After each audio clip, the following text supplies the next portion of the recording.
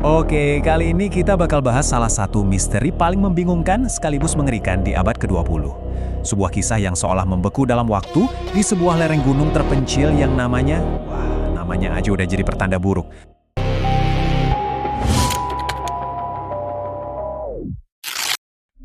Oke, kita mulai ya. Coba kalian bayangin deh, malam musim dingin yang sunyi senyap di lereng terpencil pegunungan Ural.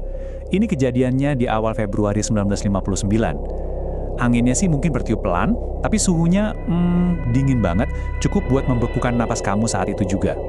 Dan tempat ini punya nama lokal yang jujur udah bikin merinding duluan, Kholat Shekel.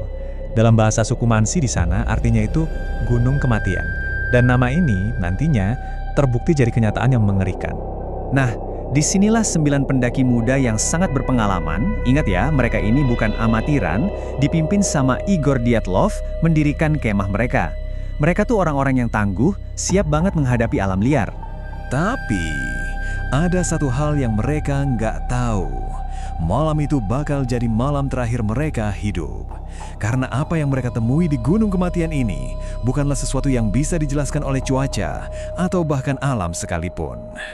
Beberapa minggu kemudian, barulah tim penyelamat berhasil nemuin perkemahan mereka. Dan petunjuk pertama yang mereka temukan langsung membuka sebuah misteri yang super aneh. Tenda mereka robek dari dalam. Inilah pertanyaan besar yang langsung menghantui para penyelidik. Apa coba yang bisa terjadi di tengah malam yang membekukan itu? Yang bikin sekelompok pendaki berpengalaman sampai nekat ninggalin satu-satunya tempat perlindungan mereka. Coba deh, perhatikan detail-detail yang nggak masuk akal ini. Tenda itu nggak dibuka resletingnya, tapi disayat dengan panik dari dalam. Ini kan jelas tindakan putus asa buat kabur. Kabur kemana? Ke cuaca minus 30 derajat Celcius. Dan parahnya, kebanyakan dari mereka nggak pakai sepatu atau jaket yang layak. Jadi, poin utamanya di sini tuh ini. Coba bayangin, rasa takut macam apa yang bisa bikin orang lari ke tengah badai salju setengah telanjang. Artinya, apapun yang ada di dalam tenda itu jauh lebih menakutkan daripada kematian karena kedinginan di luar. Misterinya makin menjadi-jadi waktu tim penyelamat ngikutin jejak kaki mereka. Anehnya, jejak itu bukannya mengarah ke tempat yang aman, tapi malah masuk lebih jauh ke dalam hutan yang gelap gulita. Dan ini dia keanehan berikutnya. Bener, ada 9 pasang jejak kaki yang menjauh dari tenda. Tapi polanya itu aneh. Mereka sepertinya berjalan, bukan lari. Kayak orang yang lagi bingung atau linglung menjauh dari ancaman yang entah apa bentuknya. Jejak-jejak itu akhirnya ngebawa tim penyelamat ke sebuah pohon pinus yang besar banget di tepi hutan. Dan disinilah mereka nemuin penemuan pertama yang bener-bener bikin hati miris. Jadi di bawah pohon itu ada sisa-sisa api unggun kecil yang udah padam. Di dekat situ tergeletak 2 jenazah pertama. Pakaian mereka hampir nggak ada, cuma pakai pakaian dalam. Dan tangan mereka luka parah. Seolah-olah mereka mati-matian mencoba manjat pohon itu buat kabur dari sesuatu yang ada di bawah.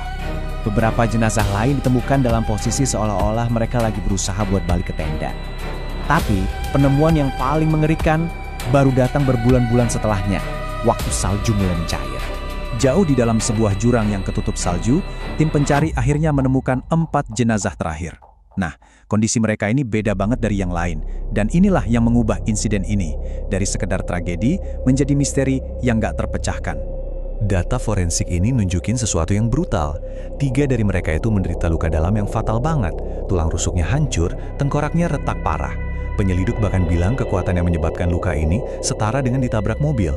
Dan yang paling ganjil, salah satu korban perempuan ditemukan tanpa lidah. Dan ini nih yang paling bikin pusing. Walaupun luka dalamnya fatal banget, nggak ada luka luar yang berarti di tubuh mereka. Seolah-olah mereka dihancurkan oleh sebuah kekuatan raksasa yang nggak kelihatan. Gimana coba caranya? Ceritanya jadi makin rumit waktu ada bukti-bukti tambahan yang sama sekali nggak bisa dijelasin. Bukti-bukti ini akhirnya memunculkan berbagai macam teori, dari yang paling masuk akal sampai yang paling nggak masuk akal. Nah, muncul 2 petunjuk aneh lagi. Pertama, beberapa potong pakaian mereka ternyata mengandung tingkat radiasi yang nggak wajar. Kedua, ada beberapa saksi mata di daerah sekitar yang laporin melihat bola-bola cahaya oranye misterius di langit. Dan tebak kapan? Tepat di malam para pendaki itu tewas. Jadi apa dong penjelasannya? Longsoran salju? Ya, mungkin. Itu bisa ngejelasin kekuatan brutal dan kenapa mereka panik keluar tenda. Tapi kenapa nggak ada luka luar? Dan kenapa mereka jalannya santai, bukan lari? Terus gimana sama teori uji coba militer rahasia? Itu sih cocok sama adanya cahaya aneh dan radiasi. Tapi masalahnya, nggak ada sama sekali bukti ledakan di lokasi kejadian. Dua-duanya mentok. Sampai hari ini, ya, lebih dari 60 tahun kemudian, nggak ada satupun teori yang benar-benar bisa ngejelasin semua kejanggalan dalam insiden Dyatlov Pass ini. Misteri ini tetap bertahan, seolah membeku bersama salju di sana. Ini ngebuat kita balik lagi ke pertanyaan-pertanyaan dasarnya. Kenapa tenda itu harus dirobek dari dalam? Apa yang sebenarnya memaksa mereka melakukan tindakan nekat kayak gitu? Dan pertanyaan psikologisnya, hal apa yang bisa lebih menakutkan daripada badai salju minus 30 derajat Celcius di luar sana? Ancaman apa yang ada di dalam tenda itu bersama mereka? Dan yang paling bikin merinding, pertanyaan ini bakal terus menghantui kita semua.